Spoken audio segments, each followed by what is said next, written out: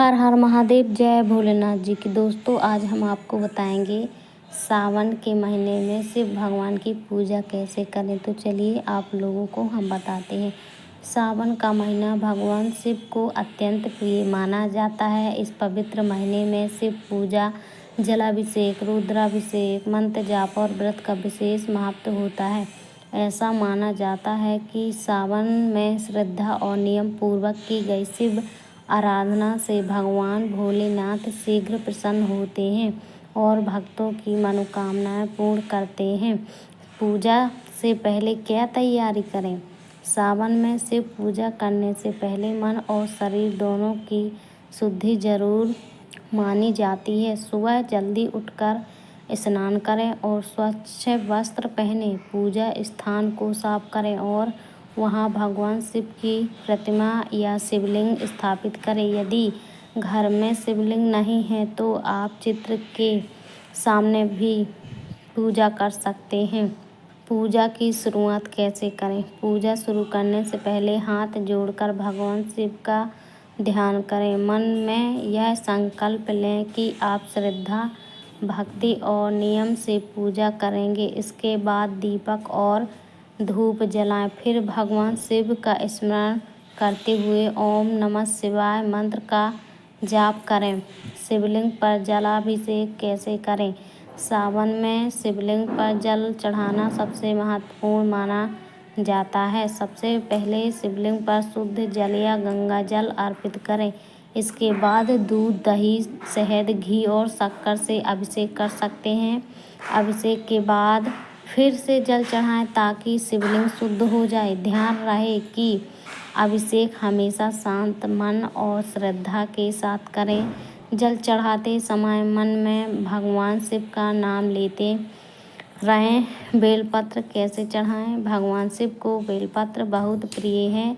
बेलपत्र चढ़ाते समय ध्यान रखें कि पत्ते खंडित ना हो और उन पर कोई दाग धब्बा ना हो। बेलपत्र को उल्टा या सीधा दोनों तरह से अर्पित किया जा सकता है, लेकिन सबसे महत्वपूर्ण श्रद्धा बेलपत्र चढ़ाते समय ओम नमः शिवाय या ओम महादेवाय नमः मंत्र का जाप करें। कौन कौन सी चीज़ें चढ़ाई जाती हैं? सावन में शिव पूजा के दौरान निम्न वस्तुएं अर्पित की जाती हैं: जल, गंगा जल, दूध, दही, शहद, घी, शक्कर, बेलपत्र, धतूरा, आग के फूल, सफ़ेद फूल, भस्म, फल, मिठाई। कौन सा मंत्र जपना चाहिए? सावन में शिव पूजा के समय सबसे सरल और प्रभावी मंत्र ओम नमः शिवाय। इस मंत्र का कम से कम 108 बार जप करना शुभ माना जाता है। आप चाहे तो महामृत्युंजय मंत्र का भी जाप कर सकते हैं। सावन सोमवार का व्रत कैसे रखें? सावन के सोमवार का विशेष महत्व होता है।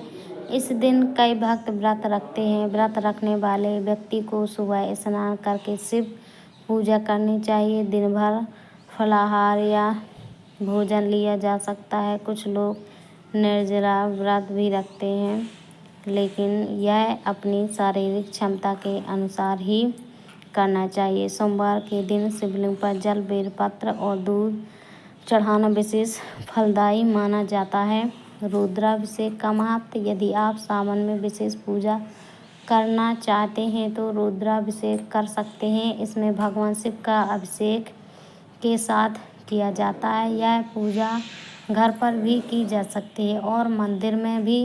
रुद्राभिषेक से मन की शांति, सकारात्मक ऊर्जा और आध्यात्मिक लाभ मिलने की मान्यता है। पूजा के दौरान किन बातों का ध्यान रहे?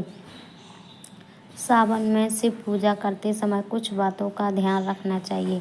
पूजा के समय मन शांत रखें। क्रोध और नकारात्मक विचारों से बचें। पूजा में स्वच्छता का विशेष ध्यान रखें।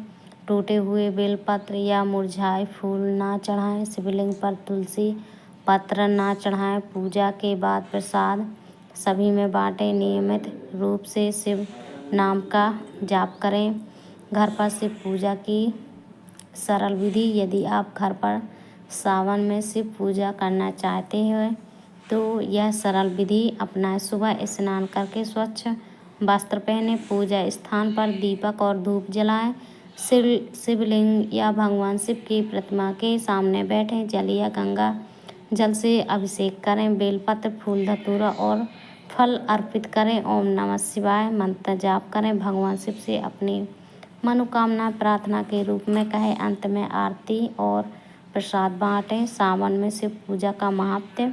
सावन का महीना भक्ति, संयम और साधना का समय माना जाता है। इस महीने में की गई पूजा से मन को शांति मिलती है, आत्मविश्वास बढ़ता है और जीवन में सकारात्मकता आती है। भक्तों का विश्वास है कि सावन में भगवान शिव की आराधना करने से दुख, बाधाएं और नकारात्मकता दूर होती हैं। शिव पूजा का संदेश।